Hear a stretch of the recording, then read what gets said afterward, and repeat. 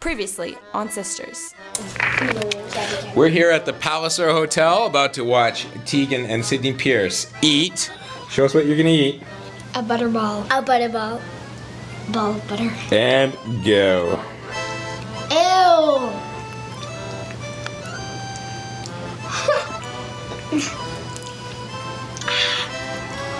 Oh.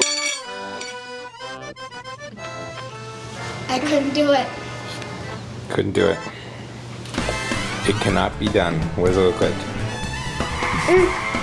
This is the story of two sisters, You ate it all? Tegan and Sydney. Oh. Their dad set up a camera every 3 years and asked them the same questions every 3 years. And it was tasty. And in the days between those video shoots, in other episodes of Sisters, we've seen my two magnificent daughters overcome a great deal of anxious moments. Back to school, driving, and my favorite question of the last 20 years from shooting these videos. What is your dream job? In each case, asking Tegan and Sydney the same question every 3 years. Well, those questions have demonstrated how their characters flourish in between. It's Sydney, and today I'm going to see the Bissons, and they are a family that our family sponsored about 2 years ago. And yet, watching them eat butterballs just now gave me as much of an anxious flavor as I suspect their mom, who, like you, sees the life of her daughters while they've been at Dad's house. Just like you, for the first time here on YouTube. Who knew the anxieties caused by divorce could be overcome by uploading my home movies on YouTube? Well, Tegan and Sydney did. Thanks, girls. This episode is a journey of heroes. A journey from my sometimes anxious heart to your heart, no matter how it ticks. From a dad who couldn't fly so far without Tegan and Sydney's special way of showing me how to fly with style.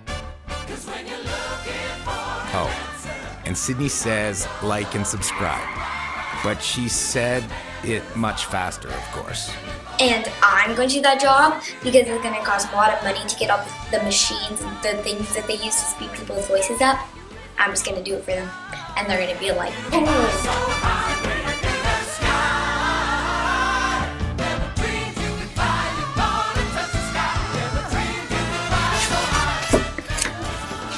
well, I guess that's all of our questions.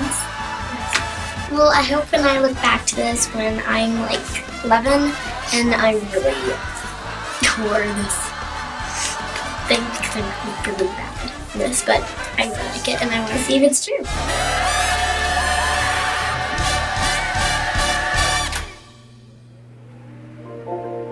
And would you say that you really feel like you got over anxiety?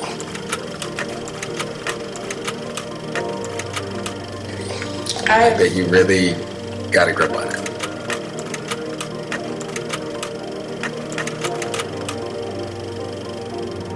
I feel like it kind of died down, but it really stopped in grade 7, like really stopped.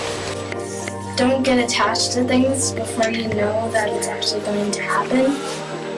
So if someone would say, oh, I'm going to do this, or they said that they might do something for you, well, don't get attached to it before it actually happens.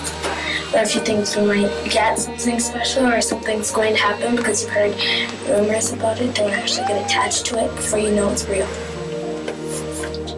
My advice would be to just live life to its fullest and be spontaneous.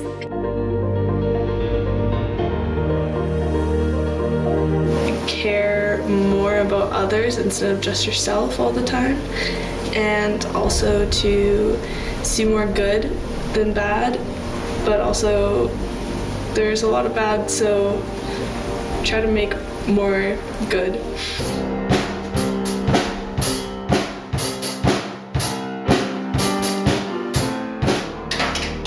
I think if I give a piece of advice, it would be to just do what you feel and know it's for real.